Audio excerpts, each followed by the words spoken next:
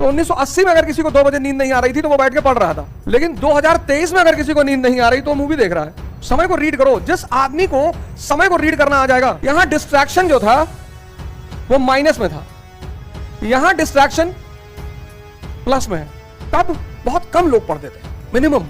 आज मैक्सिमम लोग तैयारी करने को आ रहे। भीड़, तब चुनौती कम थी, आज चुनौती ज्यादा है। इसको कहते हैं समय को पहचानना।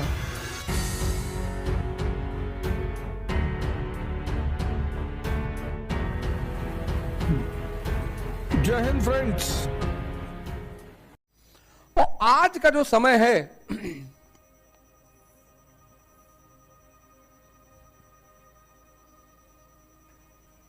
उसमें किसी को अपने लिए टाइम नहीं है।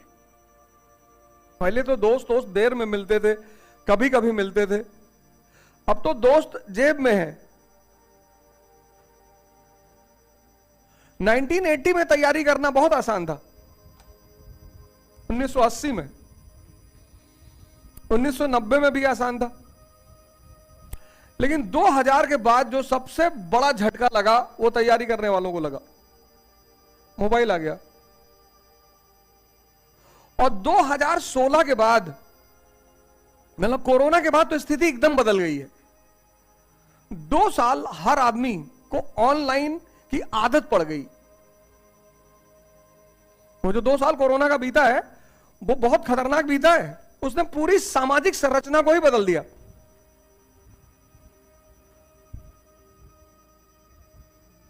जो लोग 2 साल 1 साल घर में परमानेंट बंद रहे, कोरोना में लॉकडाउन लगने से पहले 3 महीने के लिए जियो का सब्सक्रिप्शन फ्री, सबके पास जियो का सब्सक्रिप्शन था और फ्री था। तो कोरोना ने क्या किया कि पूरी सोशल स्ट्रक्चर को बदल दिया। अब अगर आपको रात में 2 बजे नींद नहीं आ रही है, तो 1980 में अगर किसी को 2 बजे नींद नहीं आ रही थी तो वो बैठ के पढ़ रहा था।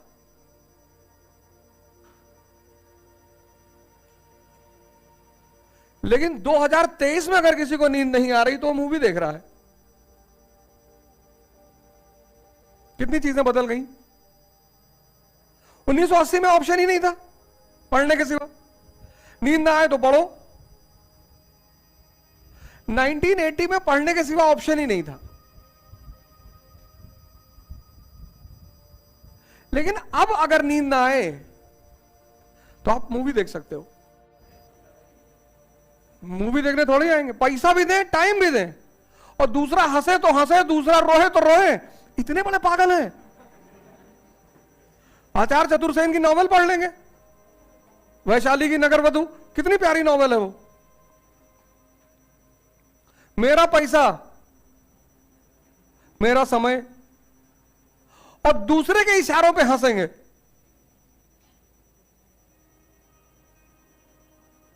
इतनी बड़ी जाहिलियत तो कभी पैदा ही नहीं हुई। कभी चले गए मस्ती में, कोई साथ में है कि चलो मूवी दिखा लाओ, चलो, लेट गए वहां पे, सो रहे आराम से, तुम देख रहे हो, देखो आराम कर रहे हैं, बाद में जिस्ट में कहानी सुना देना।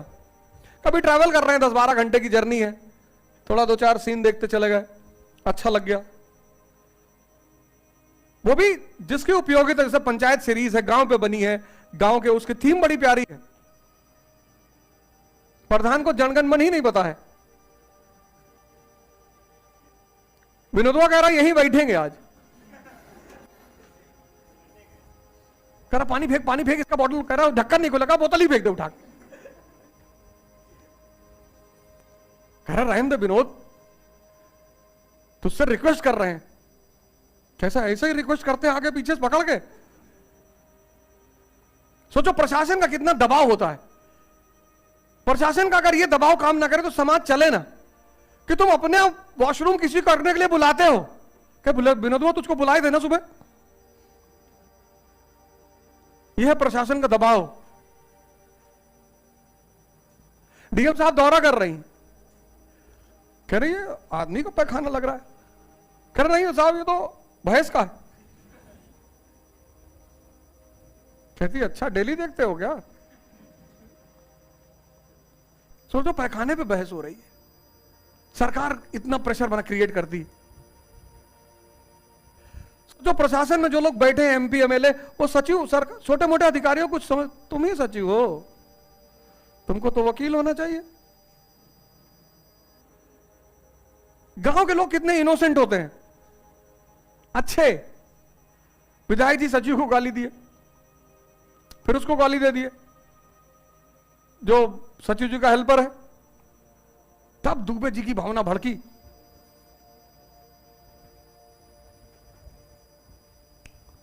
और इतने इमोशनल है कि जब भगाए जा रहे हैं, कह रहे कटहलवा मांग ले कटहलवा।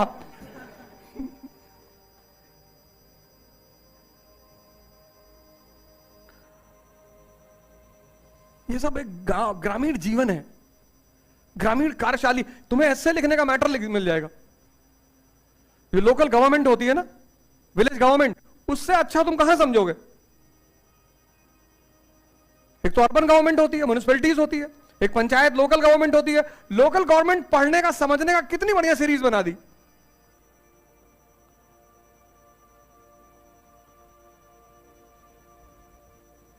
वो बेगरी, भारत में कितना बड़ा कर्ज है, भिखारी, उस पर मूवी बना दी रेड लाइट। मुद्दे उठाओ। स्त्री की दशा अगर तुम्हें जाननी है प्रेजेंट भारत में, लज्जा मूवी है। एक और अर्बन हाई प्रोफाइल महिला वैदेही, फिर एक मिडिल क्लास की महिला, फिर लोअर मिडिल क्लास की महिला, फिर गांव की महिला, चारों का चित्रण है उस मूवी में। मतलब तुम उस मूवी को देख लो, तुम एक शानदार ऐसे लिख सकते हो 21वीं शताब्दी में भारत में स्त्री की दशा। कुछ रटने की जरूरत ही नहीं है। 1980 में तो मूवी देखने का एक ही तरीका था, सिनेमा हॉल, और रात में 2 बजे खुलेगा नहीं।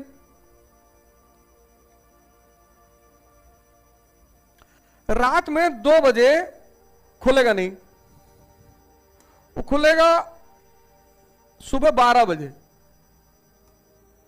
उससे पहले वो खुलेगा ही नहीं।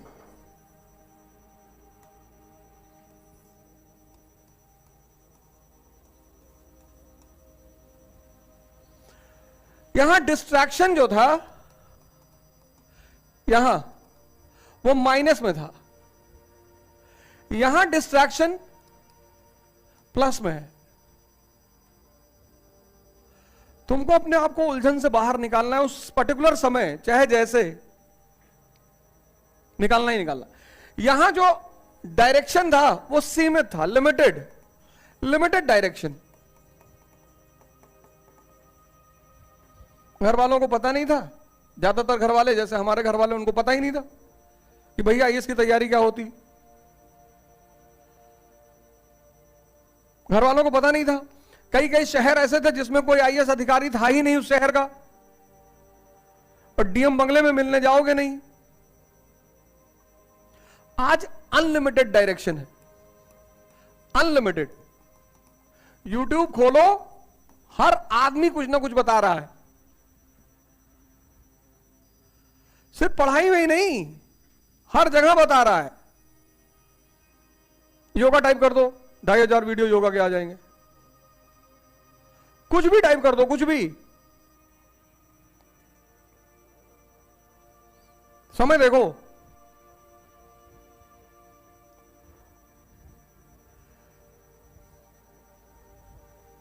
समय को रीड करो। जिस आदमी को समय को रीड करना आ जाएगा, सबसे बड़ी चीज होती है समय को पहचानना। और हर आदमी की बस की बात ही नहीं है, संभव ही नहीं है। 91 में लिबरलाइजेशन आया, बहुत से लोग समझ ही नहीं पाए कि लिबरलाइजेशन का मतलब क्या है। और शहर की जितनी किनारे किनारे जमीनें थी, वो मिट्टी के भाव में व्यवसायियों ने खरीद ली। मारवाड़ियों ने, पंजाबियों ने, इनको पता था ना अब क्या होने जा रहा है। चाहे वो दिल्ली हो, चाहे मुंबई हो, मिट्टी के भाव खरीद ली, मिट्टी के भाव। 20,000 रुपए बीघा खरीद ली, 1 लाख रुपए दे दिया। 91 में 1 लाख रुपए एक बीघे का, कितनी बड़ी रकम रही होगी उस किसान के लिए। और बोले 20 साल की एफडी कर दो, जमीन गिरवा दो, सब्जी की खेती करो, कोई बात नहीं, पर 20 साल की एफडी कर दो। अब मारवाड़ियों ने, पंजाबियों ने, सिंधियों ने जमीन खरीदी, हम जैसे लोगों को दे दिया कि सब्जी सब्जी बो, तुम लोग परवल खाते हो जी, बो, फ्री में ले जाओ, चारा पैदा कर लो, कुछ तो होता रहेगा ना जमीन पे। हमको लगा कि यार हम तो सरदार जी की जमीन यूज कर रहे हैं, और सरदार जी चुपचाप सो रहे थे कि जमीन पे काम हो रहा है, जमीन हमारी बची हुई है, क्योंकि इस जमीन से ओझा जी सब्जी पैदा कर रहे हैं, तो यही लड़ेंगे अगर कोई बीच में आएगा तो, क्योंकि मैं इनसे पैसा नहीं ले रहा हूं। और 20 साल की एफडी थी उस 1 बीघे जमीन की फाफा मऊ के पास, 1 लाख में लिया था, और 2000 में उस जमीन, 1 बीघे जमीन को बेचा 50 करोड़ में।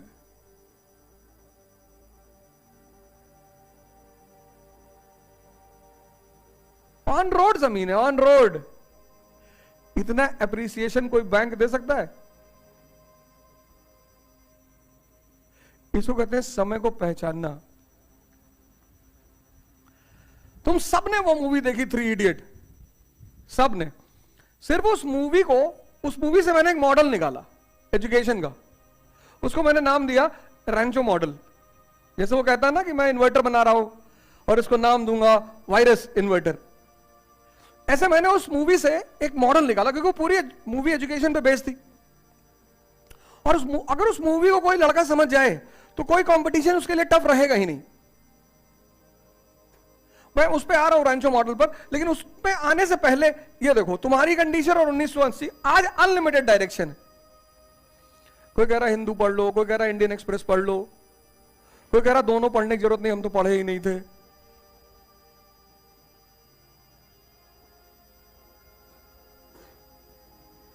वहां खतरा कम था, यहां खतरा बहुत ज्यादा है।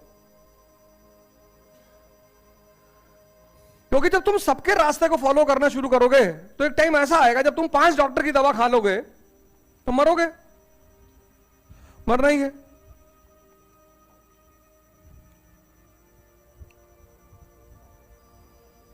तब बहुत कम लोग पढ़ते थे, मिनिमम। 1980 का इलाहाबाद, एक आध शहर में बिरले लोग मिलते थे जो इलाहाबाद पढ़ रहे हो। सबसे ज्यादा लोग कहां के थे? प्रतापगढ़, जौनपुर, ये जो नीबरिंग डिस्ट्रिक्ट है इलाहाबाद के, यहां के लोग ज्यादा थे। इसलिए सबसे ज्यादा आईएएस ऑफिसर भी इन्हीं डिस्ट्रिक्टों से है। जौनपुर का तो नंबर 1 चलता था, एजे चलती है इलाहाबाद जौनपुर। उसमें 50 किलो गेहूं लाद लिए, 25 किलो आलू भर दिए ट्रेन में, बैठे हैं उसी पे, यहां पर आके स्टेशन पे उतार लिए। मजिस्ट्रेट चेकिंग होती थी, वो सीनियर होता था इलाहाबाद का, उसको आई कार्ड दिखा देते थे, परमानेंट टिकट रखे हो जी, वो टिकट मांगता ही नहीं था। आज मैक्सिमम लोग तैयारी करने को आ रहे हैं, भीड़, सब भागे आ रहे हैं, करनी है। सोर्स लिमिटेड थे, लिमिटेड सोर्स, लिमिटेड। आज अनलिमिटेड सोर्स, इसका ये पढ़ लो, उसका वो पढ़ लो, ऐसा कर लो।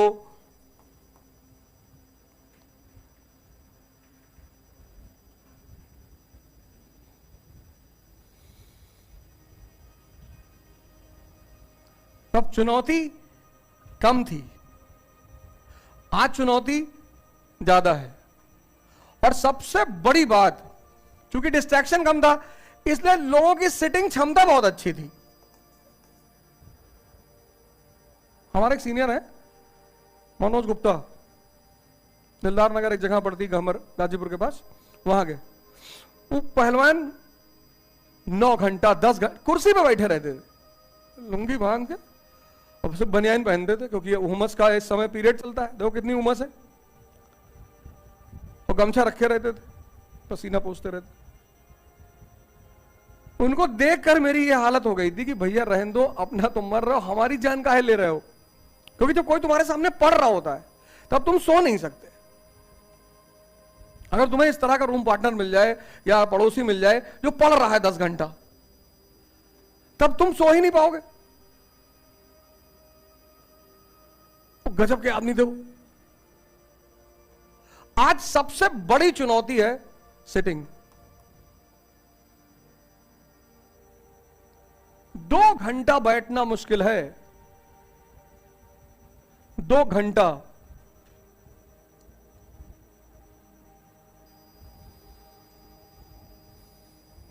और ये पूरी परीक्षा एक बड़ी सामान्य सी परीक्षा है, बहुत सामान्य। जितने असामान्य लोग हैं वही क्वालिफाई नहीं कर पाते। असामान्य मतलब जो ऐसी ऐसी चीजों को पढ़ रहे हैं जिनकी कोई जरूरत नहीं, और ऐसी चीजों को निगलेक्ट कर रहे हैं जिनको कभी भी पूछा जा सकता है। एग्जाम्पल, कीव जो शहर है यूक्रेन का, किस नदी के किनारे है?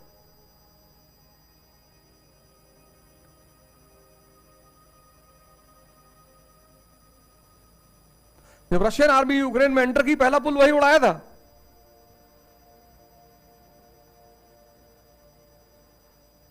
देखो,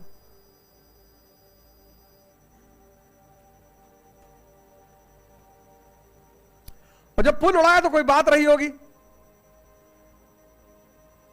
कोई चीज जब उड़ाई जाती है, काटी जाती है, तो उसके पीछे एक रीजन होता है कि इसको उड़ा दो तो ये नहीं होगा।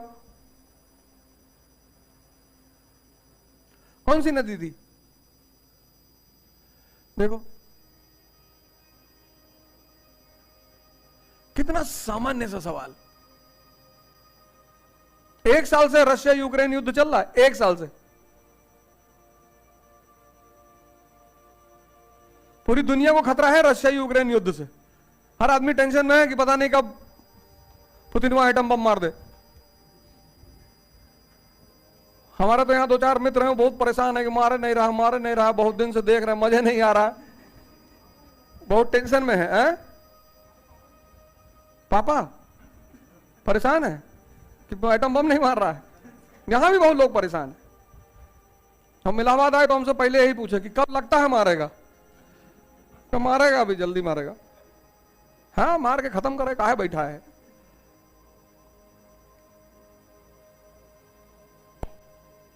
रशिया G8 का मेंबर था,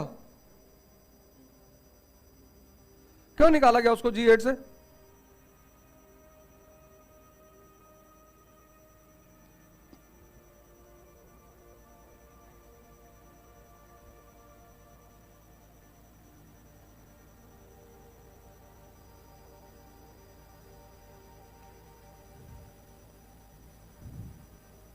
सोचो तुम इलाहाबाद के छात्र हो जिनसे बात करते हुए लोग डरते थे।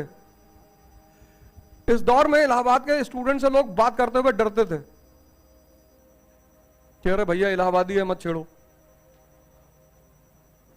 लोग बहस करते हुए डरते थे, बहस।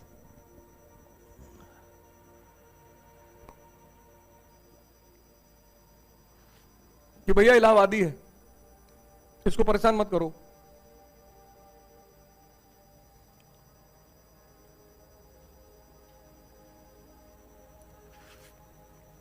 क्यों निकाला G8 से?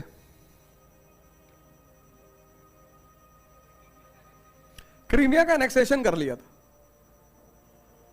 क्रीमिया जो प्रांत है यूक्रेन का, उसको रशिया ने किससे लिया था? उसको यूक्रेन रशिया ने ले लिया था। किस शताब्दी में लिया था और किससे लिया था? पूरा एडिटोरियल था ये, 7 महीना पहले, 8 महीना पहले पूरा एडिटोरियल था।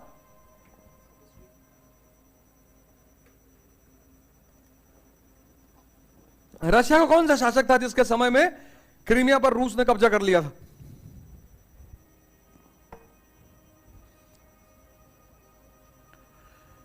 अब क्या करोगे तैयारी? अब तुमसे कठिन सवाल का उत्तर का तो आशा ही नहीं की जा सकती। जो ज्वलंत है, ज्वलंत बर्निंग टॉपिक जिसको कहते हैं, जब तुमको उस पर इंफॉर्मेशन नहीं है कुछ भी, तो शुक्र मनाओ कि तुम्हारे पिताजी यहां नहीं बैठे हैं, नहीं तो कहते हैं, इधर आओ, इधर आओ, चले घर।